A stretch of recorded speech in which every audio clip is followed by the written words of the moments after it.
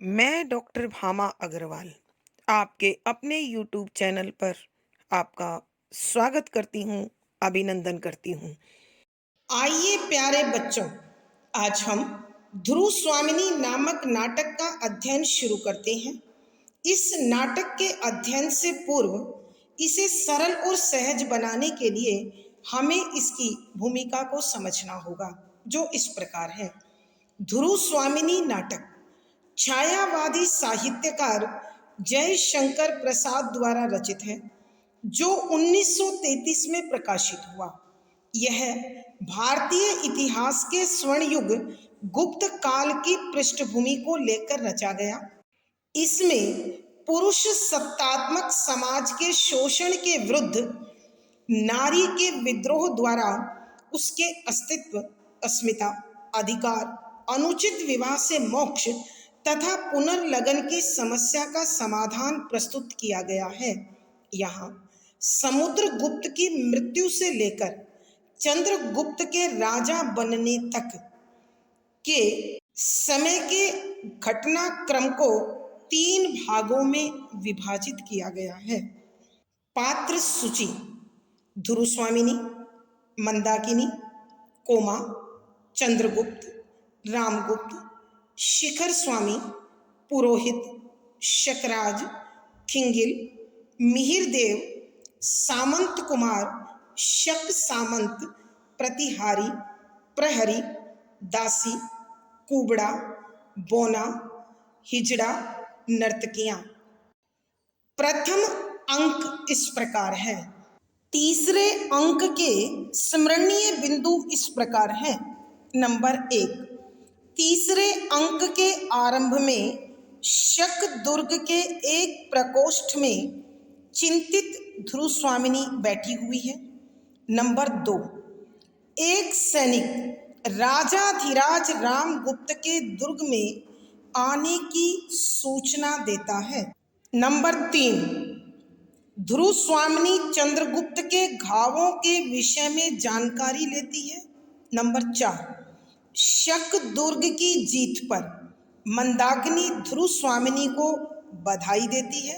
Number 5, तभी पुरोहित ग्रह शांति के लिए आते हैं तो उन्हें ध्रुव स्वामिनी की हृदय विदारक दशा का पता चलता है। तब वह धर्मशास्त्र का विधान पुनः देखने चले जाते हैं। नंबर 6, कोमा अपने पालनहार पिता मिहिर देव के साथ शकराज का शव लेने आती है। नंबर 7, शकराज का शव लेकर जाती हुई निरीह कोमा और मिहिर देव को रामगुप्त मरवा देता है। नंबर 8, सामंत कुमार रामगुप्त के इस कुकृत्य पर उसकी निंदा करते हैं। नंबर 9, अपनी आलोचना सुनकर रामगुप्त वहां पहुंच जाता है। नंबर 10, रामगुप्त सभी सामंत कुमारों और चंद्रगुप्त को बंदी बनाने का आदेश सैनिकों को दे देता है। नंबर 11, ध्रुव स्वामिनी चंद्रगुप्त से प्रतिवाद करने के लिए कहती है। नंबर 12, तभी पुरोहित धर्मशास्त्र का विधान सुनाने आ जाते हैं। नंबर 13, रामगुप्त अपना विरोध करती हुई ध्रुव स्वामिनी को बंदी बनाने का आदेश एक सैनिक को देता है। नंबर 14, यह देख आवेशित चंद्रगुप्त लोह श्रृंखला तोड़कर आजाद हो जाता है। नंबर 15, चंद्रगुप्त सामंत कुमारों को मुक्त करने का आदेश सैनिकों को देता है और अपने अधिकारों की मांग करता है। नंबर 16, शिखर स्वामी ग्रह कलह शांत करने के लिए परिषद बुलाता है। नंबर 17, परिषद चंद्रगुप्त को सम्राट घोषित करती है। नंबर 18, पुरोहित धर्मशास्त्र का विधान सुनाते हुए ध्रुव स्वामिनी को रामगुप्त से मोक्ष की आज्ञा देते हैं। नंबर 19, परिषद और शिखर स्वामी को अपना विरोधी देखकर रामगुप्त चंद्रगुप्त के वध का प्रयास करता है। नंबर 20, एक सामंत कुमार रामगुप्त के इस अनुचित प्रयास के कारण उसका वध कर देता है। नंबर 21, परिषद, सामंत कुमार, सैनिक सब एक साथ राजाधिराज चंद्रगुप्त व महादेवी ध्रुव स्वामिनी की जय का उद्घोष करते हैं। इस दृश्य के साथ नाटक का सुखद अंत होता है और पर्दा गिरता है। आइए बच्चों, अब हम इस तीसरे अंक के पदों की व्याख्या द्वारा इसे समझने की कोशिश करते हैं। पद संख्या 22 का क भाग। चंद्रगुप्त विधान की स्याही का एक बिंदु गिरकर भाग्य लिपि पर कालिमा चढ़ा देता है। आज मैं यह स्वीकार करने में भी संकुचित हो रहा हूं कि ध्रुव स्वामिनी मेरी है। ठहर कर, हाँ, वह मेरी है। उसे मैंने आरंभ से ही अपनी संपूर्ण भावना से प्यार किया है। मेरे हृदय के गहन अंतःस्थल से निकली हुई यह मूक स्वीकृति आज बोल रही है। प्रसंग, प्रस्तुत पंक्तियां छायावादी साहित्यकार श्री जयशंकर प्रसाद जी द्वारा रचित ध्रुव स्वामिनी नामक नाटक के तीसरे अंक से ली गई है। संदर्भ, यहाँ नाटककार श्री प्रसाद ने गुप्तकालीन ऐतिहासिक पृष्ठभूमि को आधार बनाकर कल्पना मिश्रित एक ऐसा ताना बाना तैयार किया है जिसमें नारी अस्तित्व, अस्मिता, अधिकार और पुनर्लगन की समस्या का समाधान प्रस्तुत किया गया है। यहाँ उस घटना का वर्णन है जब शक दुर्ग के जीत की खबर सुनकर रामगुप्त वहां आ जाते हैं। चंद्रगुप्त, जो इस किले को जीतने वाला है, वह रामगुप्त की गलत नीतियों और अनुचित आचरण से आक्रोशित है। अतः वह उनका सामना करने से बचना चाहता है कि कहीं आक्रोश में वह बेकाबू हो जाए और गुप्त वंशीय सम्मान को कोई ठेस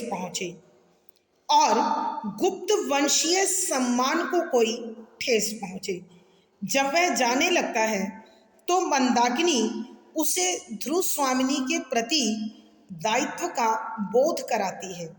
ऐसे में चंद्रगुप्त आत्मचिंतन करते हुए बोलते हैं कि व्याख्या, शब्दों के अर्थ साथ साथ।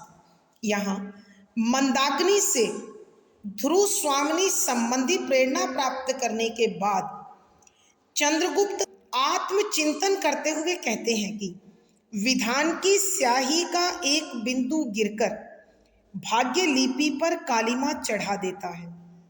विधान विधाता का नियम। बिंदु एक बिंदी गिरकर गिरने के बाद भाग्य लिपि भाग्य का लिखा, कालिमा काला कर देना, दुख लिख देना, चढ़ा देता है। संकुचित, संकोच करना, संपूर्ण, पूरी की पूरी, गहन अंतस्थल, हृदय की गहराइयां यानी अंतर मन की गहरी भावना से, मूक, मौन, चुप, स्वीकृति, स्वीकार करने का भाव। यहां जब मंदाकिनी चंद्रगुप्त को ध्रुव स्वामिनी के प्रति भावों का ज्ञान कराती है, उसके विषय में समझाती है, तो चंद्रगुप्त आत्मचिंतन करते हुए कहते हैं कि हम सबके भाग्य को लिखने वाली परम शक्ति है ईश्वर, और भगवान न जाने कब किसके भाग्य में क्या लिख दे। वो ऐसा अद्भुत लेखक है, गरीब को अमीर, सुखी को दुखी, दुखी को सुखी कुछ भी बना सकता है। किसी का जीवन सुख में लिखता है तो किसी का दुखों से परिपूर्ण। वह कहीं लोगों के जीवन में सुख, संपत्ति, वैभव, मान, सम्मान सब कुछ दे देता है और एक छोटी सी चूक होते ही सब इसके विपरीत हो जाता है और मनुष्य दर दर की ठोकरें खाने को, अपमानित होने को मजबूर हो जाता है। वह ईश्वर वो शक्ति है जो हमें प्राप्त नहीं है उसे वो दे सकता है और जो उसने हमें दिया है वो छीन भी सकता है। परमात्मा की इसी परम शक्ति पर कुमार चिंतन मनन कर रहे हैं और वो कहते हैं उस परमात्मा रूपी लेखक के द्वारा लिखित भाग्य लिपि पर जब एक छोटी सी स्याही की बूंद गिर जाती है तो उसका लिखा हुआ वह सब ढक जाता है, काला हो जाता है, नष्ट हो जाता है। आज मैं उसी भाग्य के लिखे के कारण यह स्वीकार करने में भी संकोच कर रहा हूं कि ध्रुव स्वामिनी मेरी ही वाग्दत्ता है। अर्थात कुमार मन ही मन यह सोच रहे हैं कि ध्रुव स्वामिनी के पिता ने उसे मुझे ही दिया था और मैंने भी अपने हृदय में उनके प्रति भाव महसूस किए थे। ठहर कर, हाँ वह मेरी है कि कुछ पल विचार करता है और फिर कहता है हाँ महादेवी मेरी ही है, क्योंकि उसे मैंने आरंभ से ही अपनी संपूर्ण भावना से प्यार किया है कि शुरू से ही मैं अपने पूरे मनोभाव से उन्हें प्यार करता रहा हूं, उन्हें अपना चुका था। और आज मेरे हृदय की गहराइयां भी, मेरे अंतर मन की आवाज भी बड़ी शांति के साथ, चुप्पी के साथ इस बात को स्वीकार कर रही है कि ध्रुव स्वामिनी मेरी और केवल मेरी है। पद संख्या 22 का ख भाग। मैं पुरुष हूं नहीं, मैं अपना वैभव और अधिकार दूसरों को अन्याय से छीनते देख रहा हूं और मेरी वाग्दत्ता पत्नी मेरे ही अनुत्साह से आज मेरी नहीं रही। नहीं, ये शील का कपट मोह प्रवंचना है। मैं जो हूं वही तो स्पष्ट रूप से नहीं प्रकट कर सका, यह कैसी विडंबना है। विनय के आवरण में मेरी कायरता अपने को कब तक छिपा सकेगी। यहाँ चंद्रगुप्त आत्मचिंतन करते हुए आगे कहते हैं कि मैं पुरुष हूँ, मुझे मजबूत होना चाहिए, मुझे अपने भावों और विचारों को प्रकट करने का साहस जुटाना होगा। यह मेरे पुरुषत्व की पुकार है।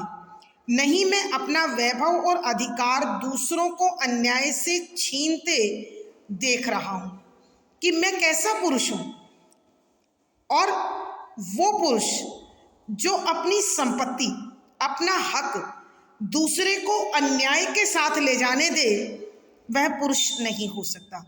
अर्थात मैंने अपने पुरुषत्व की पुकार को नहीं सुना, अपने दायित्व को नहीं समझा और मेरी वाग्दत्ता पत्नी मेरे ही अनुत्साह से आज मेरी नहीं रही। और वह ध्रुव स्वामिनी जो मेरी वाग्दत्ता पत्नी है, जो उसके पिता ने मुझे सौंपी थी, उसकी रक्षा का दायित्व मेरा था। उसके सभी मनोभावों को सुरक्षित रखने की जिम्मेदारी मेरी थी। लेकिन मैंने अपने अनुत्साह के कारण, अपने अंदर उत्साह की कमी के कारण, अपने हक के लिए न लड़ने के कारण आज वो मेरी नहीं रही। नहीं, कि ये जो भाव है, ये जो विचार है कि मैं कह रहा हूं वो मेरी नहीं रही, यह शील का कपट मोह प्रवंचना है। कि यह एक अच्छी नैतिकता के साथ, एक शुद्ध आचरण के साथ छल है, धोखा है, कपट है, मोह प्रवंचना है। कि यह कुलीय गौरव की बात केवल एक धोखा बनकर रह गई है, क्योंकि एक स्त्री के मनोभावों के संरक्षण का दायित्व मेरा था और मैंने उसे गुप्त कुल में शांति के नाम पर त्याग दिया। मैं जो हूं वही तो स्पष्ट रूप से नहीं प्रकट कर सका कि वास्तव में मैं जो हूं, अर्थात मैं पिता के द्वारा गुप्त काल का उत्तराधिकारी और ध्रुव स्वामिनी के पिता के द्वारा ध्रुव स्वामिनी के संरक्षण का अधिकारी, उसके प्यार का पुजारी होकर भी मैं उसे कह नहीं पाया। यह कैसी विडंबना है कि यह मेरे भाग्य की कैसी त्रासदी है, यह मेरे पुरुषत्व पर कैसा प्रश्न चिन्ह है। विनय के आवरण में मेरी कायरता अपने को कब तक छिपा सकेगी कि मैं जो विनम्रता का पर्दा अपने ऊपर डाले हुए हूँ, अर्थात अपने आप को शीलवान चरित्रवान कहकर जो त्याग करता जा रहा हूँ, कहीं वह मेरी कायरता तो नहीं, मेरी कमजोरी तो नहीं, और कहीं मैं इस नैतिकता में, इस शालीनता के आवरण में अपनी कायरता को तो नहीं छिपाए बैठा हूँ। आइए बच्चों, हम एक बार पूरे 22 के पद की व्याख्या करते हैं। यहाँ चंद्रगुप्त मंदाकिनी के द्वारा ध्रुव स्वामिनी के प्रति दायित्व की प्रेरणा प्राप्त कर आत्मचिंतन करते हुए सोचता है कि प्रत्येक मनुष्य के भाग्य का लेखक ईश्वर है। वह परम शक्ति अपने अनुसार प्रत्येक व्यक्ति की भाग्य की लिपि लिखती है, और जब वो भाग्य को लिखती है तो उसके द्वारा प्रयुक्त होने वाली स्याही की एक बूंद गिरकर पूरे लेख को बिगाड़ सकती है। वही ऐसा लेखक है जो किसी के जीवन को सुखमय और किसी के जीवन को दुखों से परिपूर्ण बना देता है। वह फकीर को राजा और राजा को रंक बना सकता है। अर्थात कहने का भाव यह है कि ईश्वर भाग्य में जो लिखता है, मनुष्य को वही प्राप्त होता है। आज मैं यह स्वीकार करने में भी संकुचित हो रहा हूं, ध्रुव स्वामिनी मेरी है, कि उसी विधि के लेख के अनुसार आज मेरी स्थिति यह है कि जो मेरी वाग्दत्ता पत्नी ध्रुव स्वामिनी है, आज मैं उसे अपना कहते हुए भी संकोच कर रहा हूं, उसे अपनाते हुए भी सोच विचार कर रहा हूं। और फिर कुछ पल ठहर कर, रुक कर कहता है, हाँ वह मेरी है, कि हाँ ध्रुव स्वामिनी सिर्फ मेरी है, क्योंकि शुरू से ही मैंने अपनी पूरी भावना के साथ उसे प्यार किया है, उसे अपनाया है, और आज उस प्यार की गवाही मेरे मन की आंतरिक भावना भी चुप्पी के साथ स्वीकार कर रही है, दे रही है। मैं पुरुष हूं कि मैं पुरुष हूं, मुझे वीर होना चाहिए, मुझे अपने भावों और विचारों को प्रकट करने का साहस रखना चाहिए। नहीं, कि अब ऐसा नहीं हो सकता, मैं अपनी संपत्ति को, अपने हक को दूसरा अन्याय से छीन ले, यह मैं कभी नहीं होने दूंगा, और न मैं यह देख सकता हूं। ध्रुव स्वामिनी मेरी वाग्दत्ता पत्नी है, उसके पिता ने उसे मुझे ही सौंपा था, परंतु मुझ में उत्साह की कमी होने के कारण आज वो मेरी नहीं रही। यह भाव नैतिकता पर एक छल है, नैतिकता पर एक प्रश्न चिन्ह है, नैतिकता का धोखा है और मोह का छल है। अर्थात यह मोह और शालीनता कृत्रिम है जो मुझे कमजोर बना रही है। मैं जो हूं वही तो स्पष्ट रूप से नहीं प्रकट कर सका कि वास्तव में मेरा अधिकार जो है, मेरा वैभव जो है, मैं क्या चाहता हूं, यह सब मैं अपनी शालीनता के कारण खुलकर नहीं कह पाया। यह मेरे साथ कैसी त्रासदी है, यह किस्मत का कैसा लेख है। विनय के आवरण में मेरी कायरता अपने को कब तक छिपा सकेगी कि मैं यह जो विनम्रता का आचरण बनाए हुए हूं, और इस आवरण में मैंने जो कायरता का परिचय अपने राज्य के प्रति, गुप्तकुल के प्रति और ध्रुव स्वामिनी के प्रति दिया है, क्या मैं उसको इसी प्रकार विनम्रता के आवरण से खोता रहूंगा? अर्थात चंद्रगुप्त के कहने का भाव यह है कि अब मेरा दायित्व बनता है कि मैं अपने अधिकार के लिए, अपने हक के लिए आवाज उठाऊं और उसे प्राप्त करूं, ताकि गुप्त कुल के प्रति और ध्रुव स्वामिनी के प्रति मेरा आचरण न्यायपूर्ण हो, उचित हो। भावार्थ, नाटककार के कहने का भाव यह है कि चंद्रगुप्त ने आत्मचिंतन के माध्यम से अपने दायित्व को समझा और जाना है। विशेष यहाँ चंद्रगुप्त ने आत्मचिंतन के द्वारा अपने किए पर पश्चाताप महसूस किया है, आत्मगिलानी का अनुभव किया है, शुद्ध साहित्यिक खड़ी बोली है, तत्सम प्रधान शब्दावली है, लक्षणा शब्द शक्ति है, प्रसाद गुण अनुभूति परक बिंब स्वगत कथन शैली का निर्वाह हुआ है। संख्या 23। एक ओर से मंदाकिनी का प्रवेश।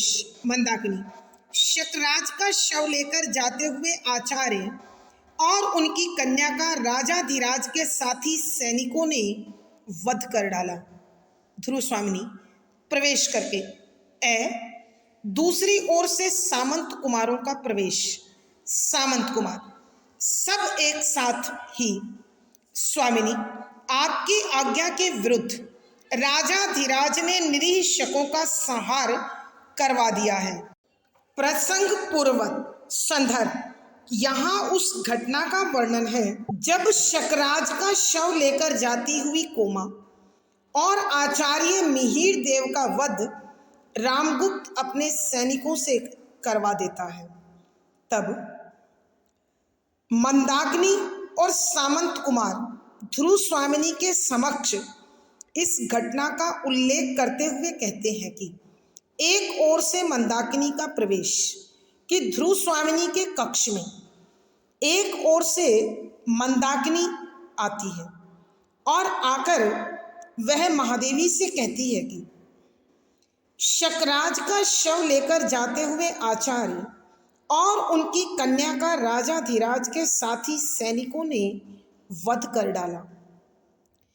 कि देवी, जो आचार्य मिहिर देव और उनकी बेटी कोमा शकराज के शव को लेकर जा रहे थे, तो राजा रामगुप्त के आदेश से उसके सैनिकों ने उन्हें मार डाला। अर्थात कहने का भाव यह है कि कमजोर पर अपनी शक्ति का प्रयोग कर राजा रामगुप्त अर्थ ही बहादुरी का प्रपंच दर्शा रहे हैं।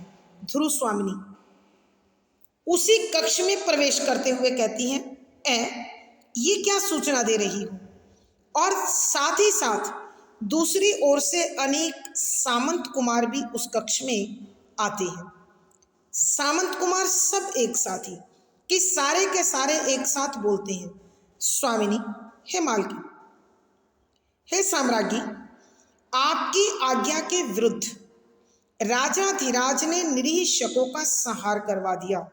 कि महादेवी, आपने कोमा व आचार्य मिहिर देव को शकराज का शव ले जाने की इजाजत दी थी, लेकिन राजाधिराज रामगुप्त ने आपकी उस आज्ञा की अवहेलना करते हुए लाचार, विवश और सहाय शकों को मरवा डाला है, जो बड़ा ही अनुचित कार्य है, अनैतिक कार्य है। आइए बच्चों, एक बार फिर इस पद की व्याख्या करते हैं। यहाँ मंदाकिनी और सामंत कुमार देवी ध्रुव स्वामिनी को रामगुप्त द्वारा शकराज का शव ले जाते हुए आचार्य मिहिरदेव और कोमा के वध कर देने की सूचना देते हुए कहते हैं कि देवी देखो, शकराज का शव लेकर जाते हुए आचार्य मिहिरदेव और कोमा का रामगुप्त के सैनिकों ने वध कर दिया है, उनकी हत्या कर दी है। तो ध्रुव स्वामिनी यह सुनकर आश्चर्यचकित होकर पूछती है, ये क्या?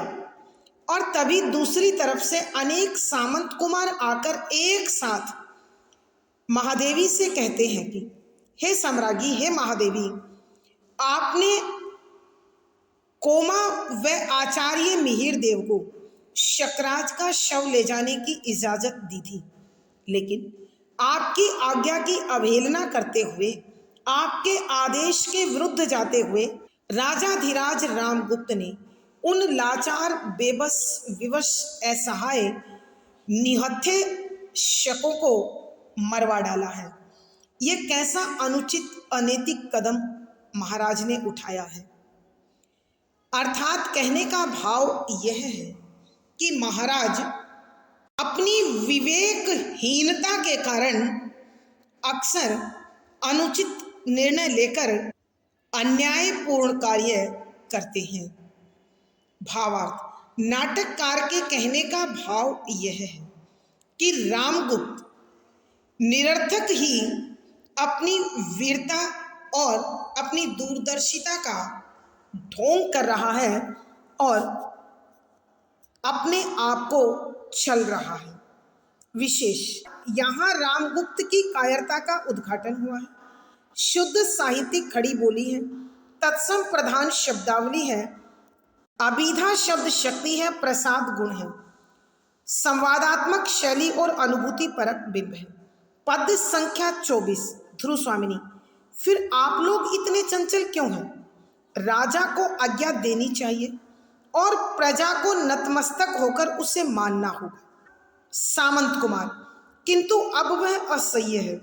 राज सत्ता के अस्तित्व की घोषणा के लिए इतना भयंकर प्रदर्शन, मैं तो कहूँगा इस दुर्ग में आपकी आज्ञा के बिना राजा का आना अन्याय है।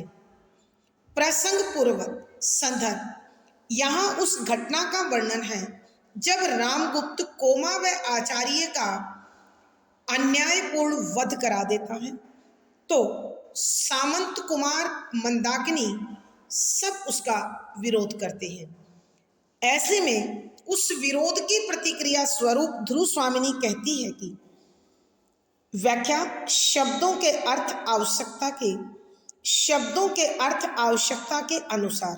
ध्रुव स्वामिनी, फिर आप लोग इतने चंचल क्यों हैं? चंचल, विचलित, आज्ञा, आदेश, प्रजा, जनता, नतमस्तक सिर झुकाकर। कि तब ध्रुव स्वामिनी व्यंग से कहती है कि वो महाराज हैं, उन्होंने वध करवा दिया, उन्होंने हत्या करवा दी, उन्होंने जो भी कुछ किया, वो पूर्ण शक्ति संपन्न है, वो कुछ भी करवा सकते हैं। तुम्हें इतना दुखी होने का, परेशान होने का, चंचल होने का किसने कहा है? क्यों इतना दुखी हो रहे हो?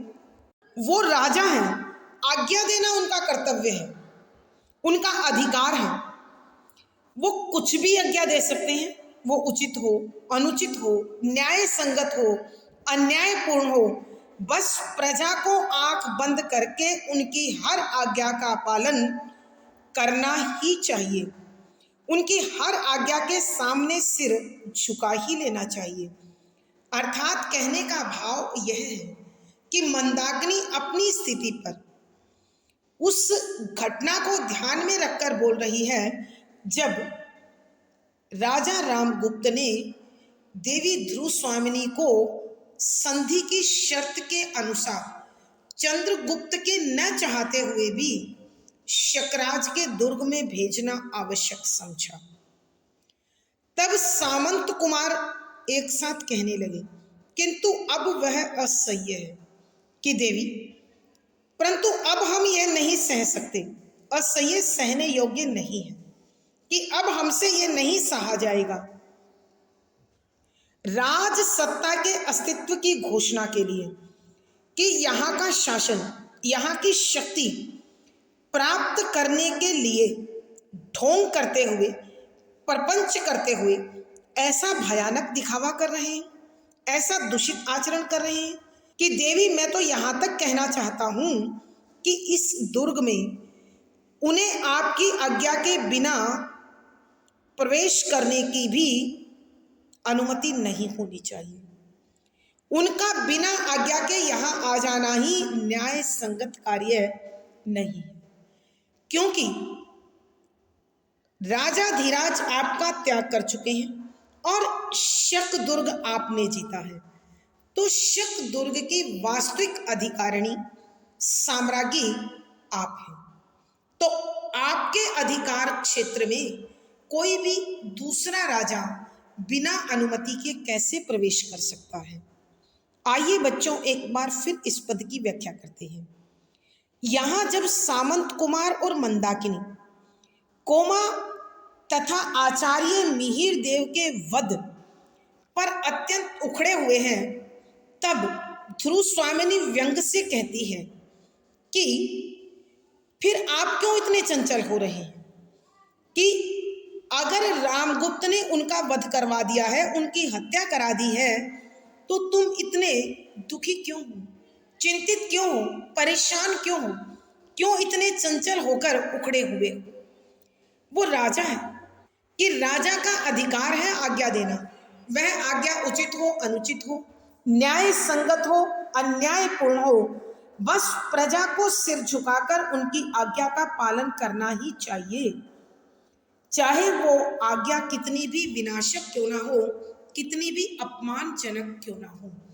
अर्थात ध्रुव स्वामिनी यहाँ उस घटना को व्यंग के साथ उद्घाटित करना चाहती हैं जिसमें शक संधि के अनुसार उसका आवरण बनाकर चंद्रगुप्त की इच्छा के विरुद्ध देवी ध्रुव स्वामिनी को शक दुर्ग में भेज दिया गया। तब सामंत कुमार कहते हैं कि देवी अब ये नहीं सहा जाएगा, हम अब और आगे इस प्रकार के अन्यायपूर्ण फैसलों को नहीं सह सकते। इस राज की शक्ति को प्राप्त करने के लिए यह राजा का कितना भयानक दिखावा है, यह कैसा कृत्रिम और दूषित आचरण है। और मैं तो ये भी कहना चाहता हूं कि आपके आदेश के बिना उनका इस दुर्ग में आना भी उचित नहीं है, न्यायपूर्ण नहीं है, वह पूर्ण रूप से असंगत है, अनुचित है, अन्याय है। भावार्थ, यहाँ नाटककार के कहने का भाव यह है कि सामंत कुमारों के हृदय में देवी ध्रुव स्वामिनी के प्रति सम्मान तथा रामगुप्त के प्रति आक्रोश है। विशेष यहाँ सामंत कुमारों की न्यायपूर्ण निर्भीकता का उल्लेख है, शुद्ध साहित्यिक खड़ी बोली है, तत्सम प्रधान शब्दावली है, व्यंजना शब्द शक्ति प्रसाद गुण है, संवादात्मक शैली और अनुभूति परक बिंब है। आज की कक्षा में प्यारे बच्चों इतना ही। अगली वीडियो में फिर मुलाकात होगी। पिछली वीडियो का लिंक डिस्क्रिप्शन बॉक्स में मिल जाएगा। आशा है पढ़ा गया विषय आपको समझ में आया होगा। अपने भाव व विचार कमेंट बॉक्स में लिखें। वीडियो को लाइक करें, शेयर करें और चैनल सब्सक्राइब करें। आपका दिन और जीवन मंगलमय हो, इसी शुभकामना के साथ आभार, धन्यवाद।